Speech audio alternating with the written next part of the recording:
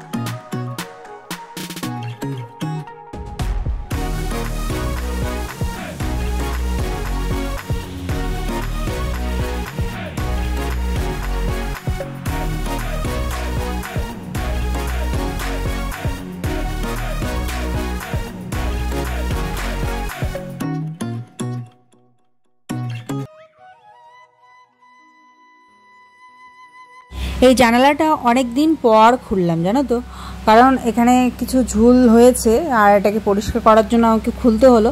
তার মধ্যে আজকে অনেকদিন পর খুলে দেখলাম বেশ হাওয়া আসে কিন্তু এদিকটা থেকেও। যেহেতু খাটের মাথাটা একটু উঁচু হয়ে আছে, খাটের যে হেড বডিটা ওটা যদি একটু নিচু হতো তাহলে আরও বেশি হাওয়া আসতো। যেহেতু উপরে, তাই আমি আর এদিকে জানালাটা বিশেষ একটা খুলি না। আর আসার কিছুদিন খুলে রেখেছিলাম, কিন্তু এখন আর বিশেষ একটা খুলি না। পূবের যে জানালা দুটো আছে ওগুলো হয়তো কখনো দুটো খুলি, কখনো একটা খুলি, ওরকম করে খুলি, কিন্তু এদিকেরটা খোলা হয় না। তো আজকে অনেকদিন পর খুলে না বেশ ভালো লাগছে, খুব সুন্দর একটা হাওয়াও ঢুকছে আর জানালাটা পরিষ্কারও করতে পারছি ভালো মতো, চুলগুলোকে ঝেড়ে নিতে পারছি। আর সোফাটার অবস্থাটা আমাদের একটু ইগনোর করো তোমরা, অবস্থা খুবই খারাপ। কারণ এখানে সারাদিন বসে বসে সোনু ওঠে নামে, বসে বসে টিভি দেখে করে করে এই যে স্পঞ্জগুলো একদম টুকরো টুকরো হয়ে গেছে, যা তা অবস্থা হয়ে গেছে। এখানে আমি এই জন্য কী করি বলো তো, পাতলা একটা কম্বল ভাঁজ করে এখানে দিয়ে দিই, যাতে করে এখানে বসলে পরে আর ব্যথা না লাগে, এই কাঠগুলোতে যেন ব্যথা না লাগে আর এটা যেন হাইট হয়ে যায়। তার জন্য একটা কম্বল এখানে পেতে দিয়ে, হালকা পাতলা যে কম্বলগুলো হয় না ওগুলো একটা পেতে দিয়ে তার উপর থেকে টাওয়েলটা পেতে দিই। এই জন্য কী বলো তো, কাঠের চেয়ার, কাঠের সোফাই একদম বেস্ট। কোনো কিছু হবে না, গদ্দা একটা করে বানিয়ে নাও, হেলান দেওয়ার জন্য হোক বসার জন্য হোক গদ্দা বানিয়ে নাও, ব্যাস একদম মানে কতদিন যাবে তার কোনো ইসে নেই, অনেক দিন টিকবে আর কি। কাঠের জিনিস অনেক দিন বছর বছর টিকে যায় আর কি, এটা তো আমাদের সকলের জানা। আবার যদি একটু ভালো কাঠের হয় তাহলে তো আরও বেশি দিন টিকবে। এইগুলো বেশি দিন টেকে না, এই তো দেখতেই পেলে এটা একটা খারাপ হয়ে গেছে। তবে ওই ঘরের দুটো ভালো আছে, কারণ ওখানে বেশি বসা ওঠা হয় না। সোনু এখানটাতেই সারাদিন তো বসে বসে টিভি দেখে, ওঠে নামে, এই জন্য এটা খারাপ হয়ে গেছে। ভাগ্যে ওই ঘরের দুটো ভালো আছে। তো যাই হোক, ভগবানের যদি আশীর্বাদ করেন, কখনো যদি সাধ্য হয়, নতুন বাড়িতে কাঠের ঢোকানোরই ইচ্ছে আছে ওরও আমারও, দেখা যাক কী হয়। তো পুরো ঘরটা আমার এই যে মোটামুটি ঝাড়া হয়ে গেছে। আর এখানে দেখো একটা চিউইং গাম কোথায় ঢিল মেরেছে, হ্যাঁ এই কাণ্ডকীর্তি করে রাখে। তো এটা আর আমি নাগাল পাবো না, চেয়ারের উপরে উঠে সোনুর পাপা আসলে হয়তো ও এটাকে খুলতে পারে আর কি, ওখান থেকে ছাড়াতে পারবে, হয়তো আমি পারছি না। তো এবারে এদিকটায় চলে আসলাম, এদিকটাও ঝাড়বো। এটা কয়েকদিন পর পর হয়ে যায় বুঝেছো, মানে এরকম অবস্থা হয়ে যায়, মনে হয় কতদিন আর কি ঝুল ঝাড়া হয় না। তো এখানটায় যে ছাতার ইসেগুলো, কিছু কিছু জিনিস মানে পরে ডাস্টবিনওয়ালা আসলে ফেলে দেবো, নিচে রাখলে অসুবিধা হয় যাওয়া আসা এদিক সেদিক করা জন্য এখানে উপরে রেখেছিলাম। আর ডাস্টবিনওয়ালা আসে তখন আবর্জনা নিয়েই দৌড় দিই, এটার কথা ভুলে যাই। তা আজকে এটাকে নিচে নামালাম, ওদিকে নিয়ে গিয়ে ডাস্টবিন যেখানে রাখি ওদিকে নিয়ে গিয়ে রাখলে ঠিক মনে পড়বে আর কি দেওয়ার সময়। তো এখানে এখন বই খাতাগুলো, পুরানা যে বই খাতাগুলো আছে ওগুলো একটু গুছিয়ে রাখছি, তাহলে জায়গাটা একটু ঝাড় দিতে পারবো। আর এইদিকে ওইদিকে জিনিসগুলো ছড়িয়ে ছিটিয়ে আছে, এগুলোকে একটু গুছিয়ে এক জায়গায় আর কি গুছানো লাগবে আর কি। তো এই জন্য এক সাইডে করে দিচ্ছি এগুলো, তা পুরো সানসেটটা আর কি নোংরা লাগবে না দেখতে।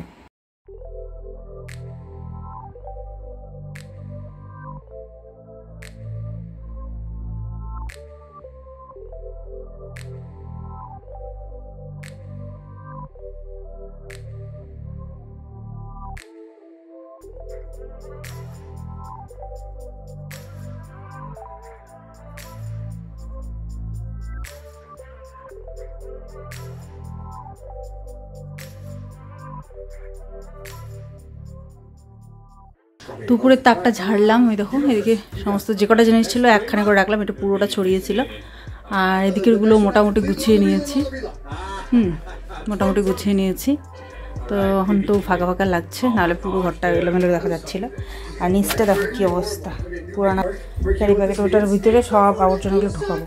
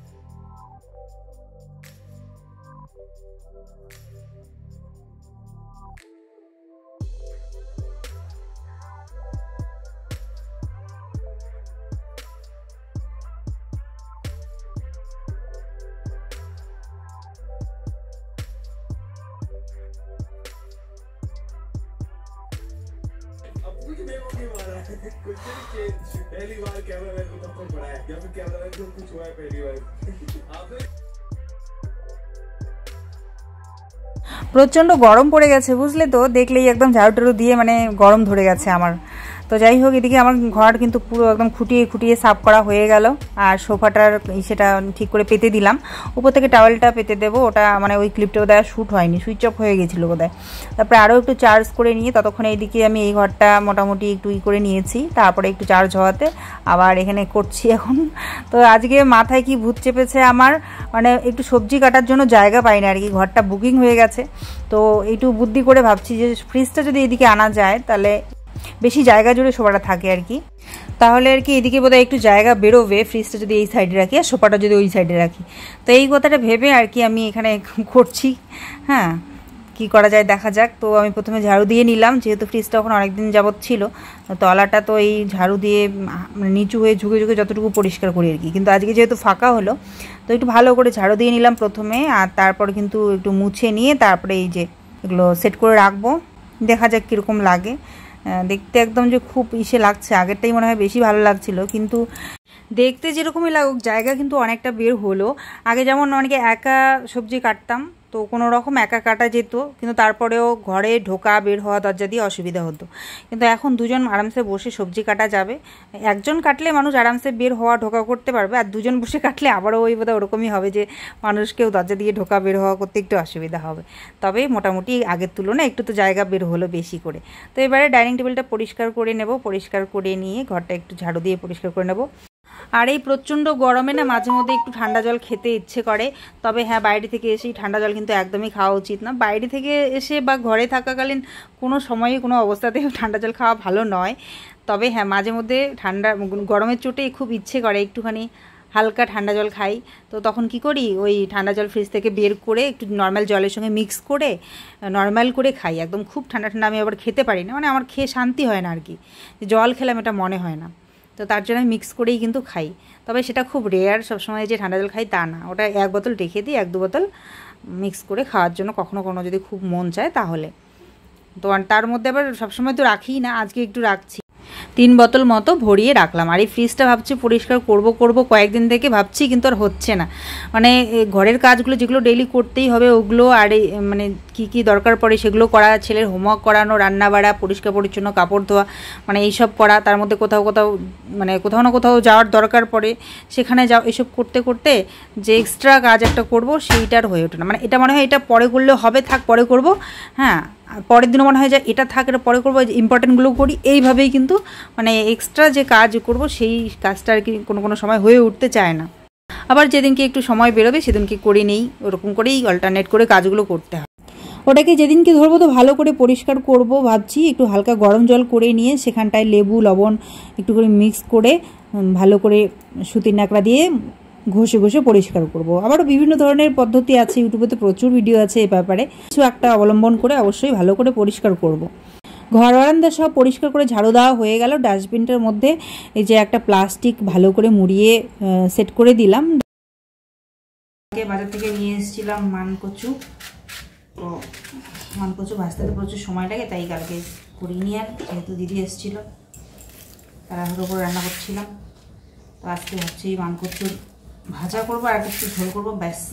কারণ আজকে দৌড়ে আছে, সোনুর আছে যোগা, 1টা বেজে গেছে। হ্যাঁ, ভাত বসিয়ে দিয়েছি। 4টায় কিন্তু খাওয়া দাওয়া রাত্রি করতে হবে না, খাবারটা খেয়ে হজম করতে হবে, তারপরে যোগা করতে পারবো। হেভি খাবার 3-4 ঘন্টা আগে খেতে হয়। বাচ্চাদের তো খুব হজম হয় তাড়াতাড়ি, ওর 1-2 ঘন্টা আগে দিলেও হয়ে যায়, ওর হজম হয়ে যায়।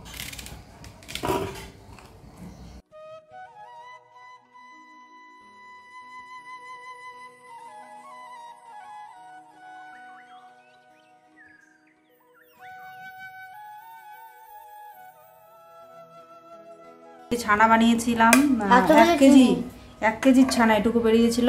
তো সোনু খেয়ে নিল, এই যে এটুকু বলছে দেখো কি মিষ্টি। তো এটুকু আমি টেস্ট করে দেখি। এই গরমে দুধের থেকে দই ছানা এসবই ভালো লাগে, তাই ছানা বানালাম। নুন নুন ঝাল ঝাল নুন ঝাল ঝাল থাকবে। ভাজা ভাজা করবো আর কি করবো, ডাল করলে হবে। ঢেঁড়স আলুর তরকারি। হ্যাঁ ঢেঁড়স ভালো লাগে। একটা ঝোলের তরকারি আর মাংস ভাজা ব্যাস। তো এই রান্না করবো এখন, ভালো দিকটা হচ্ছে। আর আমার একটু জায়গা বেরিয়েছে একটু বসে সবজি কাটার জন্য, কারণ তো এই জায়গাটা একদম ব্লক হয়েছিল। দেখি ভালো না লাগলে আবার, বা ওর যদি পছন্দ না হয় তাহলে আবার চেঞ্জ করবো পরে, থাক কিছুদিন এরকম করে।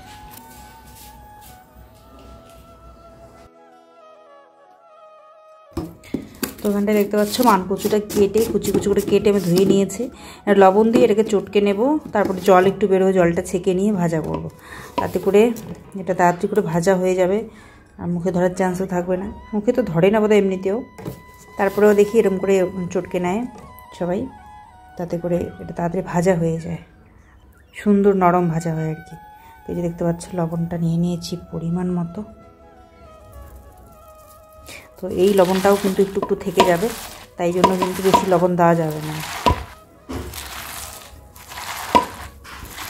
একদম সামান্য দিলে দিলাম, প্রয়োজন পড়লে।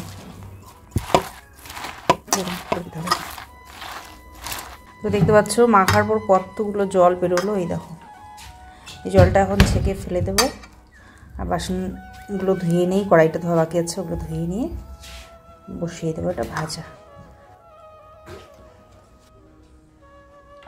তো বাসন এখানটায় ধুয়ে রাখলাম, দেখো একদম এক গামলা।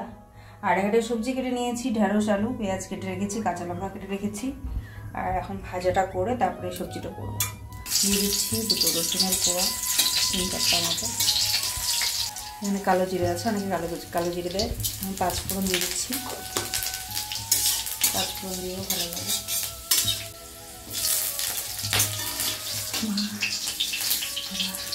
লঙ্কা বীজগুলো ফুটে পড়ে না, খুব ভালো।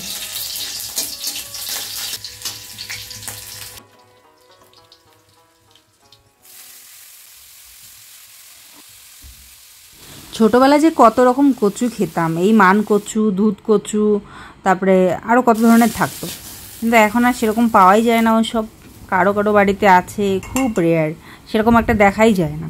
তবে এই মান কচুটা পাওয়া যায় ভাদ্র মাসে, বিশেষ করে দোকানে কিন্তু এখানে নিয়ে বসে। আমি যে বাজারটাতে যাই সপ্তাহে একদিন, ওই বাজারটাতে তবু অনেক কিছুই পাওয়া যায়, যেগুলো মানে গ্রামের জিনিসগুলো হয় না, খারকোল পাতা, তারপরে হচ্ছে কচু ডাঁটা, প্রচুর জিনিস পাওয়া যায় যেগুলো হচ্ছে আমরা গ্রামে খেতাম। তাই ডিম আছে, তো ছেলেকে পোচ করে দিই, আর আমি শুকনো মাছ ভাজবো।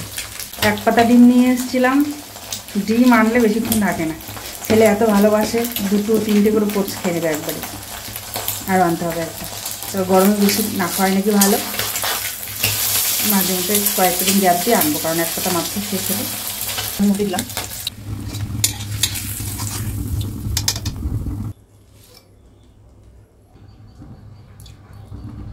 দুটো উনুনেই ধরিয়ে দিলাম।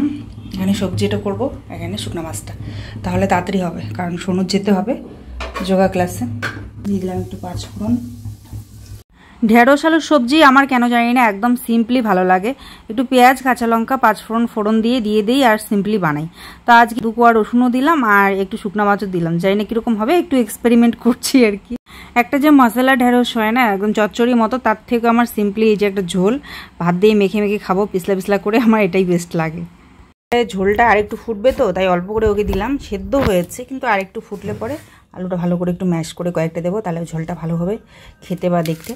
তো ওকে এরকমই একটুখানি দিয়ে দিলাম। এখানটায় আলু ঢেঁড়সের সবজি আর ডিম পোচ, এখানে মানকচু ভাজা, শুকনো মাছ পেঁয়াজ দিয়ে ভাজা, এই দিয়ে ওকে মেখে দিয়ে দিই, কারণ 2 ঘন্টা আছে হাতে, খেয়ে দিয়ে 2 ঘন্টায় হজম করবে।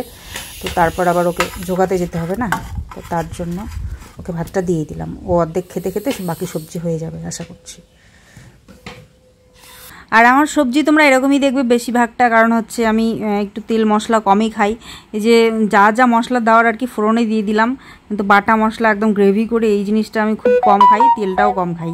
সোনু পাপা আসলে বা আত্মীয় আসলে আলাদা ব্যাপার, কিন্তু নিজের জন্য আমি এরকম হালকা পাতলা করেই খাওয়ার মানে চেষ্টা করি, প্লাস পছন্দও করি।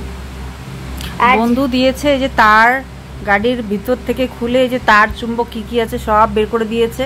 এটা বলে ওর ফেভারিট, ঠিক আছে, এটাও আবার ফেভারিট, কেননা এটা দিয়ে কি হয়, স্পিকার ওটা। আর তারপরে যখন এই সব তারটা একসাথে লাগায় এই বাটনটা টিপবো, তখন যখন এটা টিপবো তখন এই চারটা কানেক্ট হয়ে যাবে। তো যখন আমি এখানে লাগাবো তখন আগে পিট পিট, তারপরে পিট পিট পিট টুলু। ও গেছিল আবার, সরি আবার গাছ নাই, যোগাতে গেছিল। তো বিকেলে আর শ্যুট করা হয়নি তোমাদের সঙ্গে। দুপুরবেলা খাওয়া দাওয়ার পরে একটু শুয়ে শুয়ে এডিটিং করছিলাম, এই করছিলাম, ঘরের কিছু টুকটাক কাজ করছিলাম। কাপড় ধুলাম এক বালতি, ওইদিকে আছে এখনো মেলা হয়নি, মেলে দেবো। স্কুলের জামা কাপড়ও আছে তো ওগুলো মেলতে হবে, শুকোতে হবে। ঘরের মধ্যে মেলে দিলেই শুকিয়ে যাবে আর কি সারা রাত্রের মধ্যে।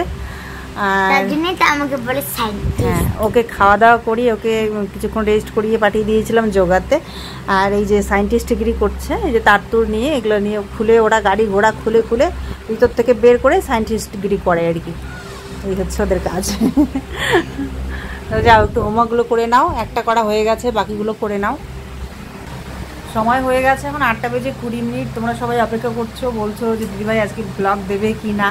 তো আমি খুব চেষ্টা করছি 10টার মধ্যে, আমি তোমাদের কমেন্ট করে জানালাম ও রিপ্লাই করে, 10টার মধ্যে যদি ভিডিও রেডি করতে পারি তোমাদের সঙ্গে অবশ্যই শেয়ার করবো। তো চলো রেডি করার চেষ্টা করি, 8:30 বাজে তো আমার সময় আছে, মোটামুটি অর্ধেকের একটু কম হয়েছে, আর একটু হলে আর কি অর্ধেকটা এডিট হবে। তো চলো ফটাফট এডিট করার চেষ্টা করি, পরে আসছি, ঠিক আছে। আর একটুখানি চা খেয়ে এলাম, একটু চা করলাম, দুধটা গরম করে রাখলাম, অনেকদিন পরে একটু চা খেলাম, বেশ কয়েকদিন হলো। খাওয়া দাওয়ায় 4-5 দিন বা 3-4 দিন এরকম হয়েছে, রোজ খাই না, মাঝে মধ্যে একটু ইচ্ছে করলে খাই। আসলে সারাদিন ব্যস্ততা থাকে, এখনো বেরোতে হলো তো আরও টাইম পাস হয়ে যায়। আর সন্ধ্যাবেলাটা একটা এমন টাইম যে শুধু এডিটিং করব তা নয়, ওর হোমওয়ার্কগুলোও করাতে হয়, তাই যে আর হয়ে ওঠে না মাঝে মধ্যে। আরও হোমওয়ার্ক করলো একটা, আরও কিছু আছে, ওগুলো আস্তে আস্তে করাতে থাকবো। 15 তারিখের মধ্যে প্রচুর হোমওয়ার্ক জমা দিতে হবে, তো সেগুলো এই কয়েকদিনের মধ্যে আর কি কমপ্লিট করতে হবে। প্রচুর হোমওয়ার্ক আছে, প্রত্যেকটা সাবজেক্টের দিয়ে দিয়েছে। তো আজকে গেল হচ্ছে টিচার্স ডে, আর ওদের স্কুলে তো আগেই সেলিব্রেশন হয়ে গেছে। আজকে যোগাতে বোধহয় সেলিব্রেশন হয়েছে, কচুরি দিয়েছে। কিন্তু জানো তো সেদিনকে ওর সেলিব্রেশন হয়ে গেছে বলে আমি ভেবেছি যে হয়ে গেল শেষ, কিন্তু আজকে যে 5 তারিখ, আজকে যে হয়েছে, সেদিন ক্যালেন্ডারে দেখি যে আজকে, ঠিক আছে।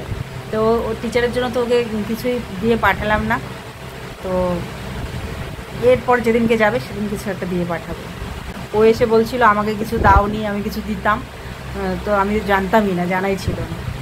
ঠিক আছে, এর পরের দিন যেদিনকে যাবে সেদিনকে দেবো। চলো এবারে এক ঝলকে দেখে নিই আমাদের বাড়িতে আজকে কি কি কাজ হলো। এই যে টি এরিয়াটা দেখিয়েছিলাম না, ওটা তখন শুধু ইট গাঁথা ছিল, তো এবারে দেখতে পাচ্ছ আজকে কিন্তু প্লাস্টারও হয়ে গেছে। এর উপরে একটা হয়তো টাইলস কিছু একটা বসানো হবে, টাইলস বসানো হবে হয়তো, তারপরে এখানে কিন্তু ইউজ করা হবে। তো দেখা যাক কীভাবে এটাকে ইউজ করা হয়, কীভাবে ডিজাইন করা হয়, ডেকোরেশন কীভাবে করা হয়, সেটা পরবর্তী ব্লগে আস্তে আস্তে তোমরা দেখতেই পারবে, মানে সময় লাগবে হয়তো, পরবর্তীতে দেখতে পারবে। আর এদিকে প্লাস্টার কিন্তু কিচেনের কমপ্লিট হয়ে গেছে, এই যে দেখতে পাচ্ছ। আর দরজার সাইডগুলো, বাইরের যে দরজাটা বের হওয়ার দিকে, কলপার বের হওয়ার যে সাইডগুলো, ওগুলো প্লাস্টার করা হয়ে গেছে। আর এই যে বাথরুমের ভিতরটা, ওয়াশরুমের ভিতরটাও করা হচ্ছে প্লাস্টার।